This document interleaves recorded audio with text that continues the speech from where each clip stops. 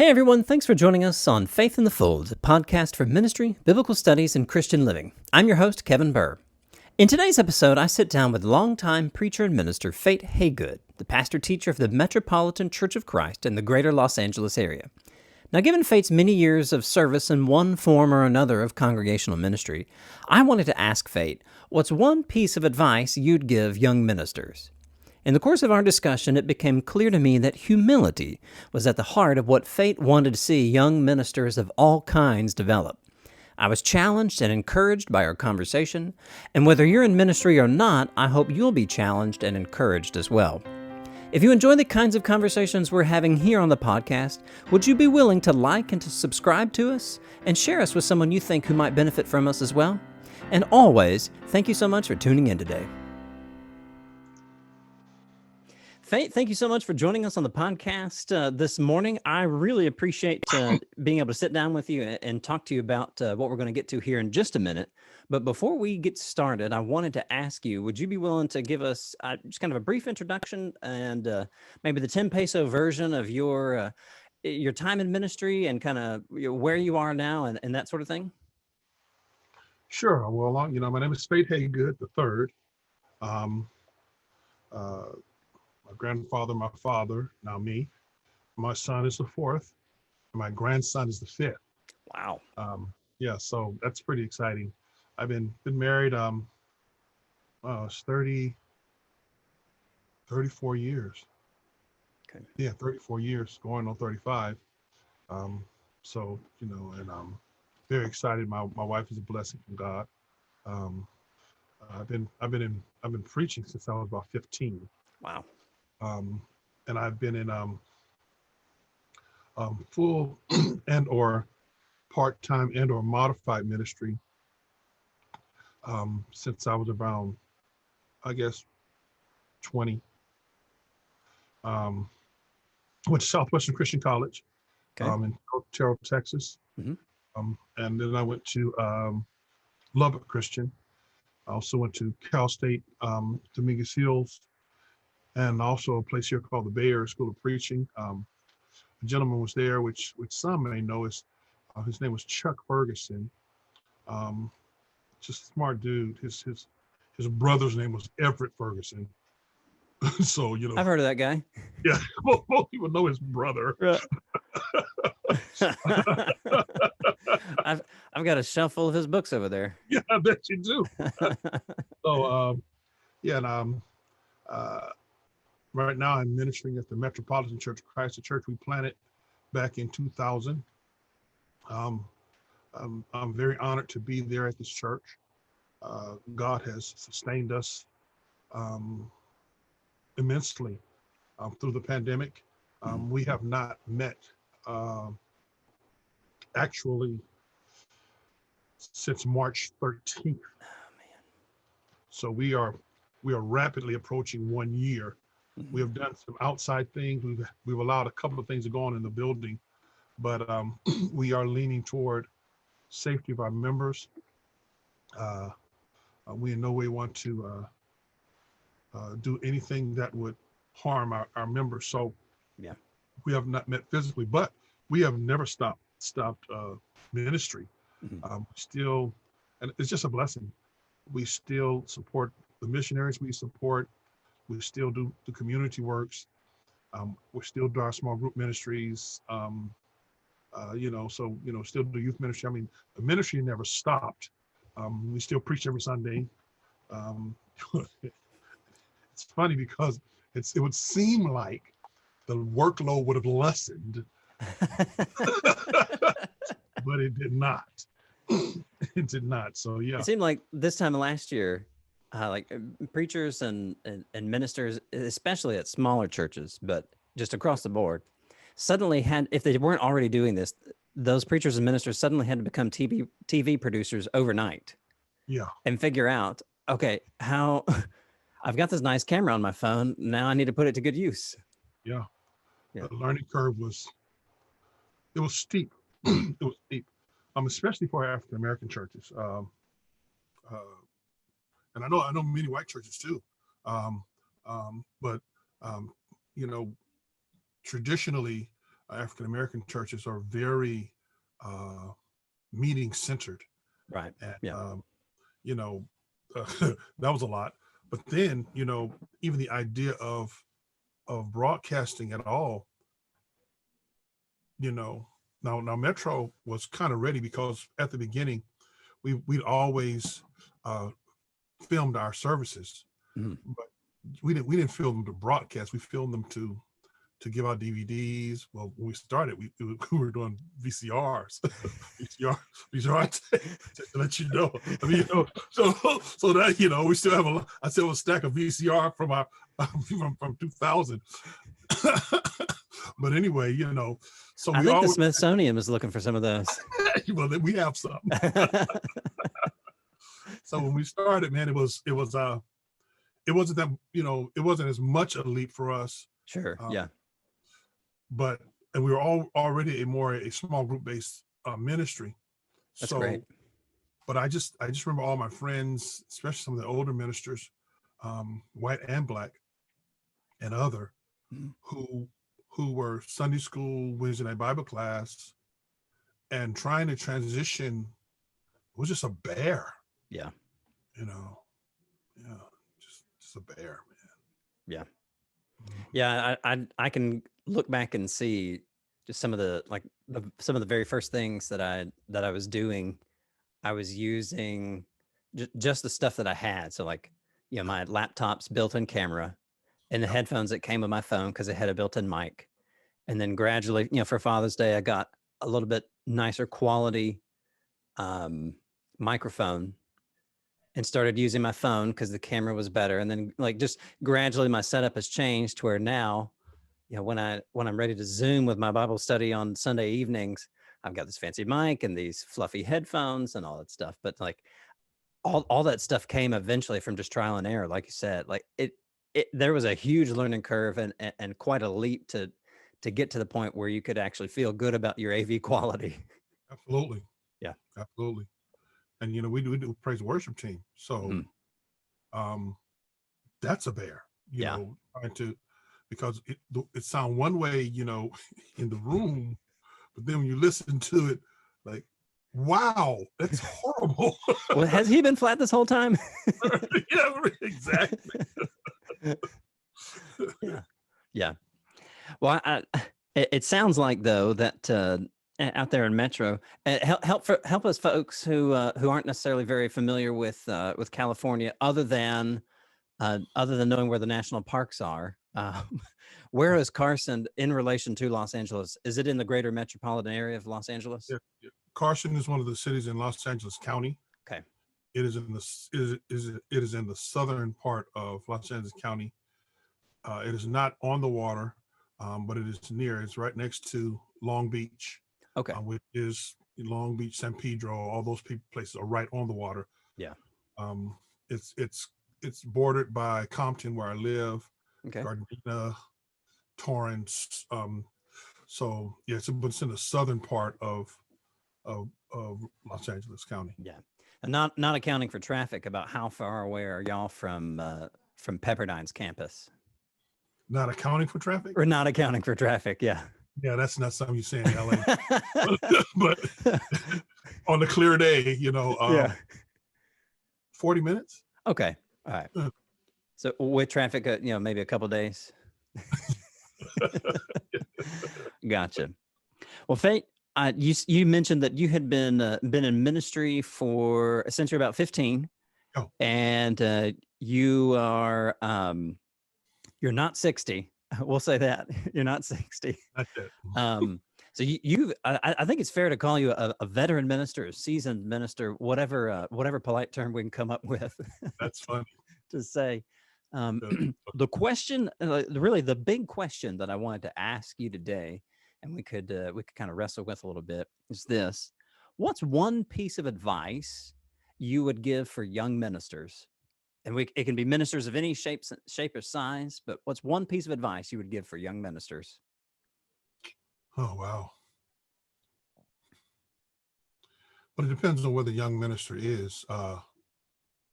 If he's just starting, be humble, shut up and listen. Mm-hmm. be humble, learn, and be observant, you know, and just because when you're younger and you're not yet in ministry, you think you know stuff, Mm-hmm. but you really don't. And it's not that you're dumb or stupid or no, it's usually quite the opposite. You're extremely intelligent, extremely intuitive, um, but the problem is you don't have a experience based or latitude of life to understand. I'm not even talking about nuance. I'm not even talking about the nuances of ministry. You don't really even understand the nuts and bolts of ministry. So you listen. Um, you're going to read, you're going to study, you're going to do those things, but you've got to be observant. You've got to listen, because if you don't, the things you didn't listen to, it will not make them go away. It will not make you, immune to the effects. You will pay for them. So Often in more ways than one. absolutely, Yeah. absolutely, absolutely, Yeah. absolutely. I You mentioned this word, be observant. Yes. In your early years growing up as a young minister, who were the kinds of people that you would observe? Oh man, probably the wrong people. Uh, I mean, the wrong people for realistic expectation. Okay. Uh, I was, I guess, you're talking about the the 70s. Mm-hmm. So, you're talking about the 70s,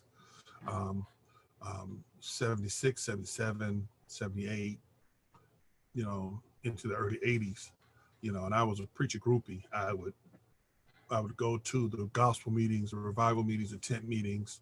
Um, I would try to look like them, walk like them, the whole nine. Um, you know, Yeah. because I don't know if it was the same experience for you, but for me, in my experience, that's the time there were gods in the church. Um, these guys were bigger than life, Mm-hmm. um, and many of them deservedly so. Not to diminish their humanity. What I mean is, these guys would come into a city and baptize 200 people in a month, and they would literally baptize an entire congregation in 1 month, Mm-hmm. and then go to the next city, to the next revival for a month. So these guys were just incredibly effective. Mm-hmm.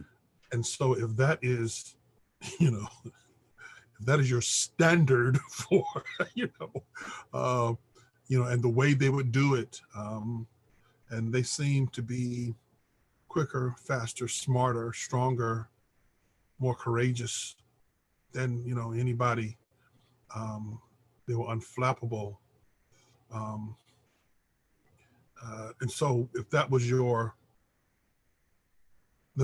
goal, well, problem is, after the 80s, well, actually during the 80s, the culture of America started to shift dramatically. Mm-hmm. um, the culture literally, to this day, would not support that level of supermanism.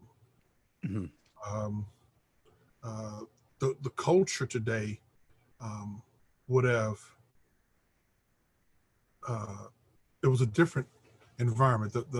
The navigating modernity, where there was answers, and the question wasn't not whether or not there were answers. There were answers, and we were able to, through debate and through human endeavor, get those answers. And so the question was not whether or not one of us was right or was right or wrong. It's that which one of us was the most right. Yeah. It was who was the most right. We already agreed, Baptist, Catholic. This was our standard, the scripture, and we in Church of Christ, some of us who are kind of new jacks, we kind of push back against the whole Sini idea, the command, example, necessary inference. Mhm. I think because we are historically ignorant, we think that was ours. No, that was kind of how everybody interacted with information during modernity. It was a scientific method, and everybody had some method like that. So mastering that was necessary to navigate. So these guys were just inhumanly amazing at doing that stuff. Right. So those are the guys I'm observing. So you're thinking, well, that's what I'm going to do. Mhm. I'm going to be in that area, and I'm going to go into areas and baptize 200 people a month, and I'm going to, be able to do like even guys like Ira North. If you're talking about, build these amazingly huge followings, and I'm going to be like Billy Washington and Jack Evans, or at that time, I don't know if he was at Harding. What was his name? He was a white guy that black folks used to love to listen to, Jimmy Allen. Yeah, Jimmy Allen. Yeah. I'm going to be like Jimmy Allen, or I'm Yeah. going to be.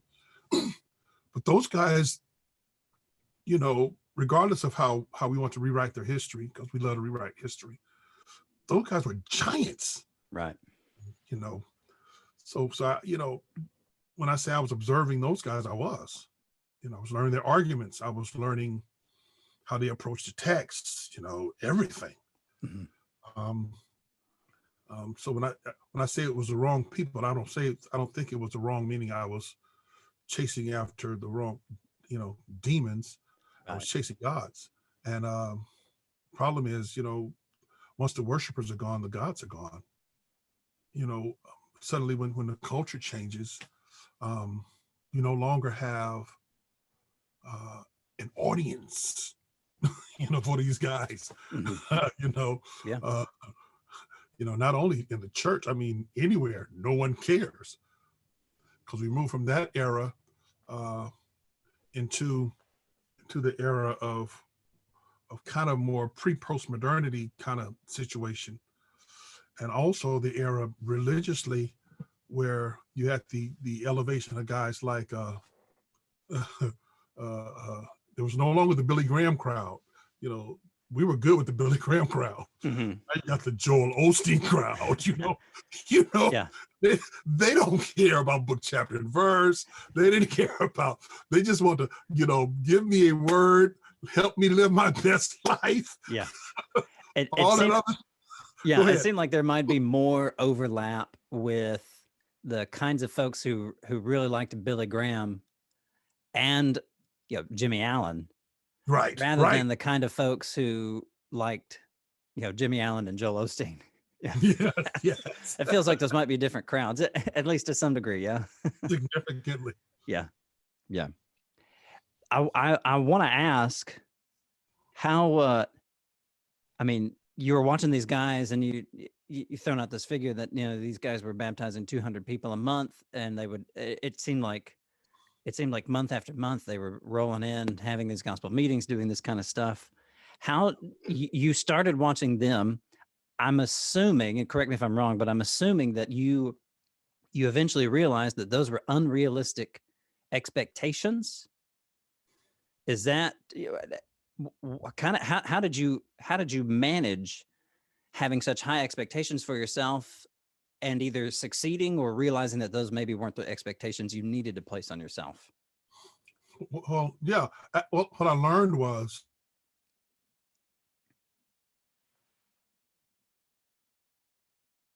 were incorrect because my gift set was significantly different than those guys.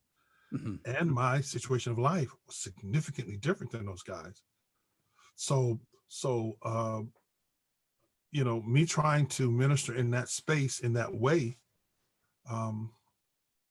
it was not something I was going to be able to do. My gifting leaned to other areas. The problem is I didn't have anybody who I saw who looked like that, who walked like, well, I think God was pushing me. Okay. That because of the way I was raised by those guys, by many of those guys, who personally knew me, and this day, those guys, still know me. Those who are still alive. So those guys kind of raised me, but I was also raised by my mom and some other friend. I don't know if you know Kenwood Vore, and guys like Chuck Ferguson and others, very independent thinkers. You know, um, not pigeonholed. And believe it or not, the funny thing is, many of those guys were very independent thinkers. And they would tell me, I remember Brother G.P. Holt, he's going on to be with the Lord, but he was one of the luminaries during that time. He told me, he said, son, listen, no matter what, you stay with the Bible. You may, we may agree or disagree. You just stay with the word. And wherever that takes you, that's where you go. It may or may not line up with what we're talking about. He even talked to me about race relations in that way. He said, my generation will not be able to heal these wounds because we've been hurt too much. And we know we need to, but we can't. Our wounds are still too open. He said, that means your generation is going to have to walk in it. And Arn Hogan told me, again, same thing, son, just stick with the book. And he walked it out that way. He was so pioneering. So many firsts that I grew up under. At least as far as African American churches, the first citywide, well, actually countywide bus ministry, the first radio program, the first international chorus, the first woman educational director, the first female ushers. I mean, there was so many first with him. He was so pioneering. People only saw him in one area. They saw him, he would come into areas and beat up on denominations. so they figure, they pigeonholed him, said, well, he's right. That guy. Yeah. But he really, he was so broad. Right. And so when you talk about of me trying to walk in that, what transitioned me was my expectations were tempered by the independent spirit that those guys gave me. So there was tension between the two, but I leaned more into what I felt God wanted me to do more than my expectations of myself. If that makes sense. I think so. I've got paper and pencil here because I'm making notes of things that I want to be sure to mention. It seemed like, just kind of recap, it seemed like you had some set of expectations based on how you would observe these luminaries as you described them earlier, and then you had these other folks that you mentioned who maybe they took a different approach or something along those lines, but it seemed like those guys helped you temper your expectations, or maybe helped you discern maybe better the way that you would serve God as a minister, or the path that you would take, or the temperament that you would have, something along those lines. Am I kind of getting that right? Well, that's pretty close. I wish it was as smooth as that. But you mean you had some bumps in your ministry? Oh my God. Yeah. So, I mean, it was not, it was not a clean,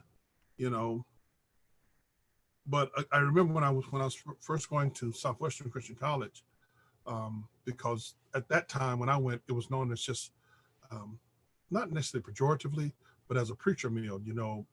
They were just kicking out preachers, and a certain type preacher. Yeah. But every school has that kind of a vibe. This is a Harding guy, or this is a, Sure. Yeah. And one of my mentors, he told me, Kenwood told me, he said, man, I'm not worried about you though. He says, because you're just a different dude. So you're not going to go there and come out being them. You're still just going to be you. So you go there and learn everything, and I learned a lot. But he gave me the stamp of approval. He said, I'm not worrying about that. But little did they know, little did I know the kind of path I was going to take because of my experiences. Um, you know, Yeah. Little did they know. I remember so many things. I remember there was a guy. I don't know if this guy's even still around. This white guy. His name is Jeff Nelson, and he had a group called Covenant. Jeff Nelson and Covenant. Okay. And he was around the same time that the group Halal came around with not the guy who's these Halal anyway, but Jeff Nelson was going all over the country. He had this group of hymnals, not hymnals, but little bitty hymn books. Yeah. He was teaching all these worship songs, right? Mm-hmm. And he was going from town to with his worship team, but he wasn't doing it in churches. He would come into town, he'd ask all the church to come together, and he would have his worship team up there and teach all the parts, and he did that. And it affected me. That affected me. My growing up being a singer affected me. Just so many experiences, which made me think that what we do, we could do so much better. Mm-hmm.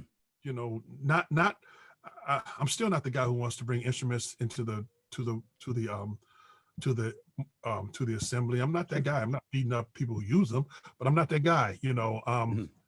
I just think what we do in preaching and teaching and ministry, without changing the core of who we are, this is so much. We can just do it so much better, But yeah, Sure. Yeah. Yeah. Let me ask to bring us back to the first piece of advice you gave: be humble, observant. I think you put it pretty poetically. Shut up and listen. Yeah. something along those lines. Yeah. Can you think of a time or a couple that really stand out to you when you put that into practice and it paid off? Oh, wow.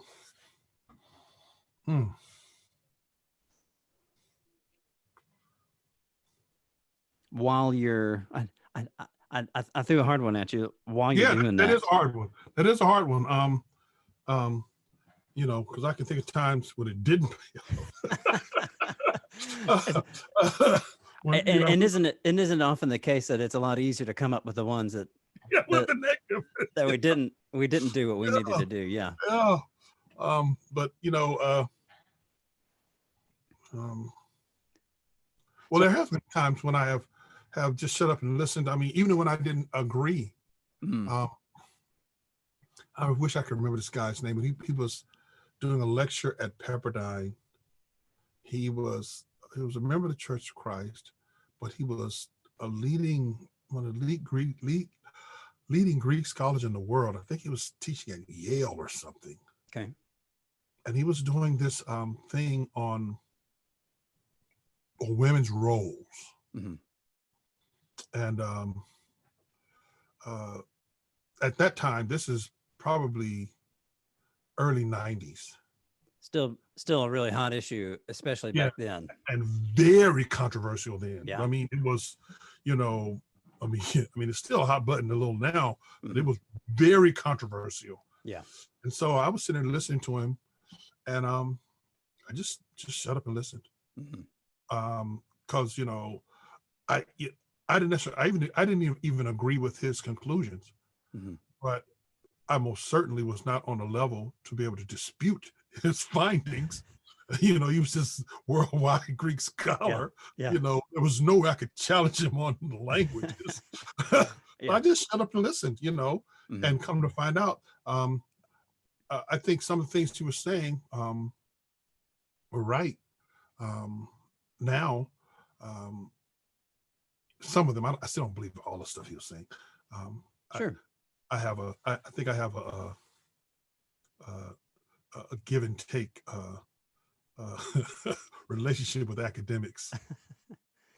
Yeah.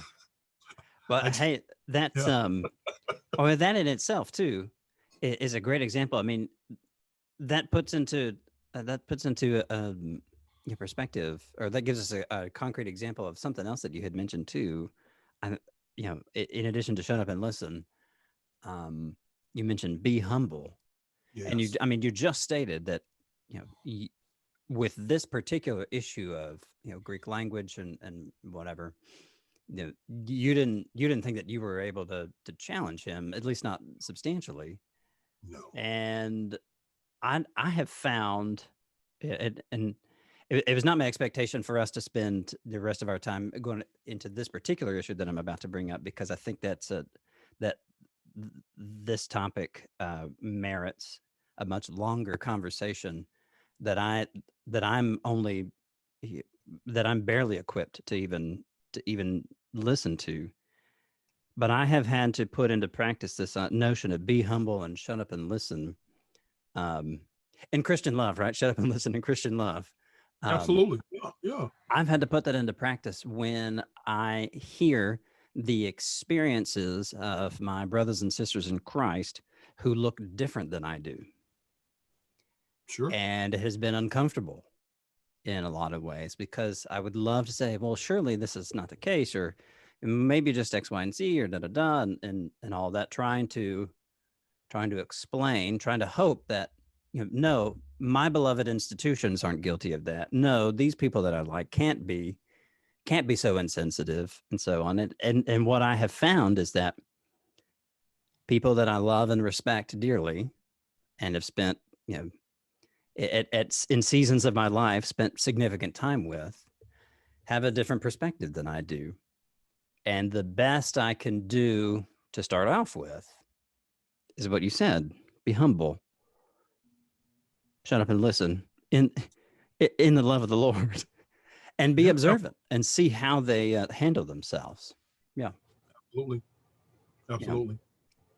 That was something that you mentioned for, you said, especially, be humble, especially for younger ministers, because, sure, they're bright-eyed and bushy-tailed, and, they do probably know a lot, but, it's honestly so much of ministry, as you can attest to far more than I can. So much of ministry is understanding, just understanding life Yes. and life experience and learning from life experience. What's something that you would say to somebody who is maybe kind of in middle career, or say they're still fairly young, say they're in their 30s, but they've been doing ministry for 10 or 15 years? I mean, that's not out of the question too. A lot of these guys Right. who are youth ministers, Absolutely. they either stay youth ministers, or they transition to becoming associates, or preaching ministers. Guys that got jobs out of college, or fresh out of grad school, they've been in ministry 10 or 15 years. You got something that you would say to those guys, in addition to be humble? Well, sure.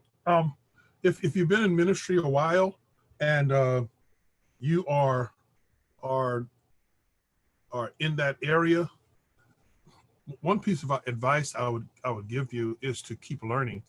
Mm-hmm. Understand, and I hope we aren't at odds at this, you and I, but understand that much of your training will be at odds with where you are with your reality. What I mean is this: is that your training in the academy is often completely decontextualized from what you actually have to do in ministry. It does not mean that because I actually believe in academic training, but so it does not mean that.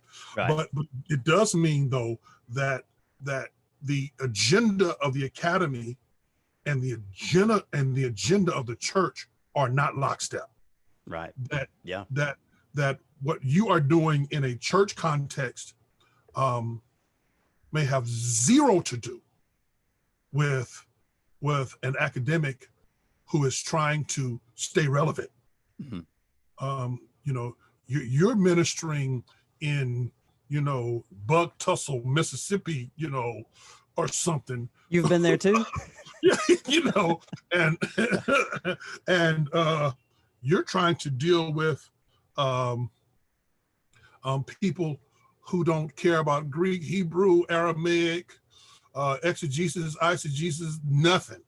They just want Jesus and, and red soda water and lima beans after service, and Mm-hmm. that's and they need for you to preach them in such a way that is within the context of their lives, They don't care about all of your pet issues. They don't care about your struggles with instruments. They don't care about your dealing with gender issues. They don't care about any of that. And the question is, are you going to be able to be a steward and a servant to people in that? Are you going to be able to transition from that? It doesn't mean that your training is irrelevant, because a lot of your training will most certainly help you. Yeah. But are you going to be able to, in this environment, still effectively minister? Are you going to be able to serve God's people? Or are you going to say, well, then I need to leave because this is not for me? You know, and I would caution that. Think about who your master is. You know, calling isn't about accolades, or calling isn't about being keynote on the lectures, or whether or not, you know, you can get some dude like Kevin to write the introduction on your latest book, or that's not what calling is about. Calling is about taking people who are lost to being found, and taking found people to be, you know, disciples of Jesus Christ, vibrant disciples of Jesus Christ. And that may look completely different in Buck Tussle. You know, grow where you're planted. Yeah.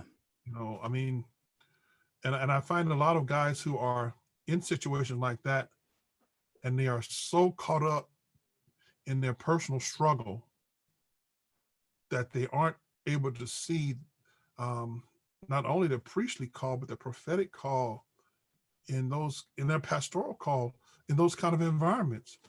They spend all their time ruminating over woe is me, and these people don't understand, but they don't have to understand. Yeah.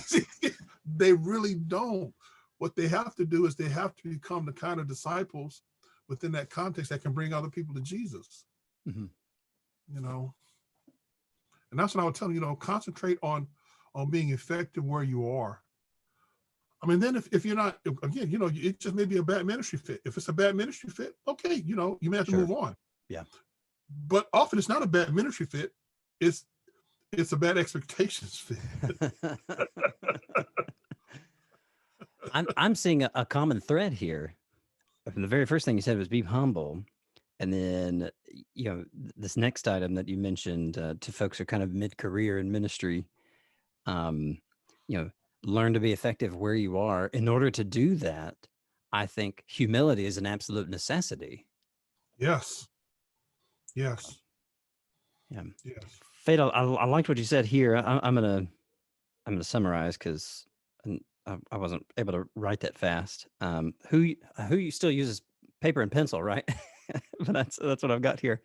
Calling isn't about accolades. It isn't about getting invited to give the keynotes. Calling is about taking lost people to be found, and found people to become better disciples of Jesus. Yeah. Man, what a great reminder for the necessity of being humble. Yeah, man. I mean, That isn't that kind of what, you know? Isn't that kind of the Jesus model? You know, I mean, when you think about preparation, and you know, and you know, and him, when you look at his resume, he could have been, you know, really high-minded. sure, yeah. Instead, he emptied himself. Right. Yeah. Yeah. So, yeah. Yeah. It's interesting. I can see to some degree my own what you've said. I can see that through the lens of my own experience a little bit. Like I would hope most of us would be able to. They would be able to measure kind of what they've done with what you've mentioned here. I got my MDiv at Harding School of Theology in Memphis, and thinking at the time that that I was going to eventually, you know, teach in one of our church affiliated schools. Awesome. And as I went through that, I was in, like, I tried in my congregational ministry class and, my, sermon develop and delivery class. And, like I put forth the effort to do what I needed to do. But the kind of stuff that really got me excited was taking classes with, guys like Rick Oster and Alan Black, the guys that taught the New Testament, classes. And so when I went on to get my PhD, I was, I was not in that program very long until I realized that to really be the kind of teacher that I envisioned myself as wanting to be, that I kind of identified, that was part of my identity, was wanting to teach at that level. If I was really going to do that, I needed to, I, I had a sacred duty and a holy obligation to dig into the little church that was near where I went to school. And like I grew up in a church in Nashville, Tennessee, that had 700 members. This church was, in a town of about 36,000 people. This little church that we worked at, town of about 36,000 people, and on a good Sunday we had 90. Very different kind of congregation from what I grew up in, but I learned how to do gradually the kind of thing that you had mentioned, was to be, at least I'd like to think that I learned how to do this kind of thing that you mentioned. And what I realized was that actually, okay, so like it had been a few years since I'd taken congregational ministry or sermon development and delivery at HST in Memphis. But what I realized was that the people skills that I learned during that time period of my life were extraordinarily effective. Yeah. And so in some ways, maybe I didn't approach the academy with the same, or maybe with the right perspective. Maybe selfishly, I was kind of hoping that I could just kind of bypass ministry. Interesting that here I am, full-time ministry, and absolutely love what I'm doing. Absolutely love it. But it was, a lot of it was because through a lot of hard work. And what I mean is, and not to pat myself on the back, what I mean is that God was working hard on me to smooth those rough edges. And I want to mention that by way of, just give an example of what you said, and also encouraging other folks who might be listening that it does happen, and you do get better, but it is a tough process of learning to be effective. Yeah. Where you are. Yeah. I wish they Go ahead. required academics to do that. Mm-hmm. To kind of say, okay, you need to do 2 years in ministry at a little bitty church. Yeah. Yeah. It'll give you a little flavor. Like, well, then so in 2 years when you're back in the academy and you're teaching all these young minds, you're able to tell them, okay, this is what it says. This is what it's about. This is how it's going to look, though. Yeah. I realized, kind of looking back on my time, some of the folks, really maybe the majority of the folks that I admired and the most in my doctoral program were men and women who were in some form of ministry. Especially a handful of the guys from my cohort. One is working with his denomination in Japan. Other guys are working with their denomination in in different states. And I really noticed it. It's almost seemed as if there was something different about those guys, because they had the humbled optimism. I don't know if that's exactly how I mean it, but the humbled optimism that they've seen some stuff, they've been through some stuff, but they know God has big plans. Yeah.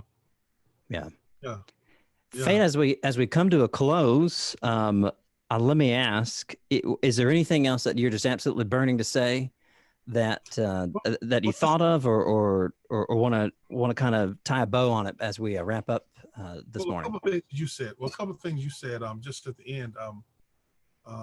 Yeah, I know I have my virtual background on now, but if I'm in my I was going to say that it really felt like time stood still because that clock hasn't moved one bit back there.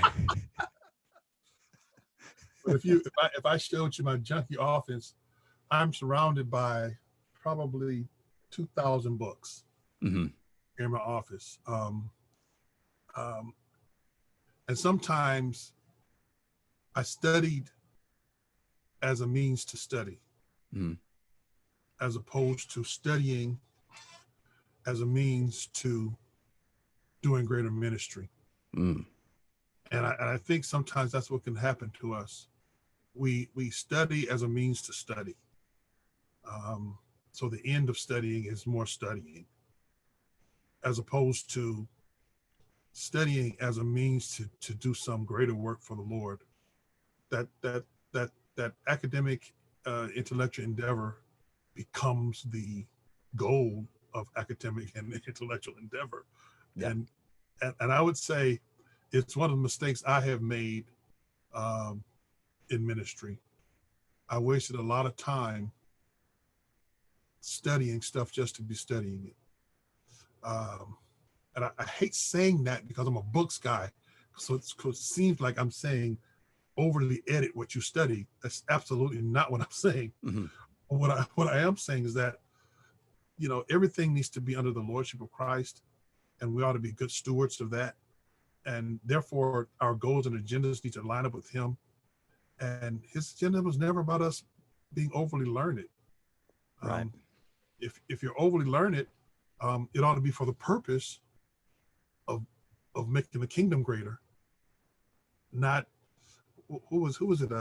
You could probably tell it. Kimball would kill me, but there was I don't know if it was the Stoics or I can't remember historically, but their goal for study was just study. Their goal was just greater knowledge. The highest form of life was just knowing more. And I think we miss Jesus when we do that. And so, I would say to anybody, let's not. And I hate saying it because it sounds like something I'm not saying, because I'm absolutely not saying don't study more. Oh, right. Yeah. Maybe you can fix that, but that's kind of, from what you said, because you're an academic. So, but you talked about the people that you really were able to admire with the guy in, it was China? Japan. Yeah. I won't tell him you called it China. Please don't. But the guy in Japan, but that's because, this guy obviously learned it. He's in a cohort with you. He's obviously a learned guy. Yeah. But what gave him flavor and impetus and power is that was going toward doing this. Yeah. Yeah. Not just that I was in a cohort. Yeah. It definitely hit me at some point in my doctoral program that it taking what I was learning and putting it into practice, actually doing, well, the easiest way to put into practice what I was learning was to teach a Bible class. And I was very grateful that the main preaching minister at that church was also a friend who had graduated with his MDiv the year that I started mine. And he was working on his PhD in Old Testament from the same place, from Asbury Seminary, where I started my PhD in New Testament. And so he was more than happy to have somebody else that he knew and knew the quality of education that they were getting to come in and start teaching. The funny thing was, the very first class I started teaching was a class in the Gospel of Matthew. I was taking a class on the Gospel of Matthew, a seminar on Matthew. And one night we made it through 4 verses. And the sweet sister came up to me afterwards, And I had joked that I was taking the scenic route because we'd talk about this thing, and then that would lead me to all these other things. It's like I was taking this class with you know you know with Craig Keener, a very well respected New Testament scholar. So I had all the stuff that I wanted to share with him. And then, afterwards, she came up, teased me about, taking the scenic route in class. And then after 4 more years of teaching and preaching and working with that church, she and another sister came up to me afterwards and said, "Kevin, we just love seeing how much you've grown." And that meant the world to me. As much as it would mean for me to hear, to have the accolades or to do the keynoting or to write the introduction of somebody's book, like you were saying earlier, that meant so much to me because ministry was very real for them. It was very real for them. And that was actually the purpose of my study. It wasn't just to study more. It wasn't to get into that grind and that system that, that is it basically kind of, I don't know. What's the term? It's sort of self-sustaining, where once you get into that race, it's publish or perish or that sort of thing. That wasn't what I was wanting to do. Yes. Yeah. Absolutely. And I have friends who are there, and I get it. So, like I said, I'm not knocking it because it takes a serious amount of discipline to do it. Very much so. You get into this, I got to find, and some of them I have to find a new thing. Right. Yeah. In order to be relevant, not something someone else has said already. I have to find a new thing, that's. And that really gets taxing. It really does. But I think you're absolutely right. As you mentioned, a book's guide, and you can see my bookshelf behind me. I've got my other 2 over there on the other side of the office. It's definitely a worthwhile pursuit. And, that's another example of being humble, I would think, is sitting at the feet of these men and women, these scholars who have gone on and been able to study things to a degree that I haven't been able to study. And the trick, the go and do likewise part is actually learning how to communicate those ideas in a way that feeds the flock that we're serving. Yeah. Well, Fate, I want to say thank you so much, sir, for your time this morning. I have really enjoyed our conversation. I don't know that you intended to mention things that had this common thread of being humble, but that's certainly a valuable takeaway for me, and many of the other things that you mentioned. You've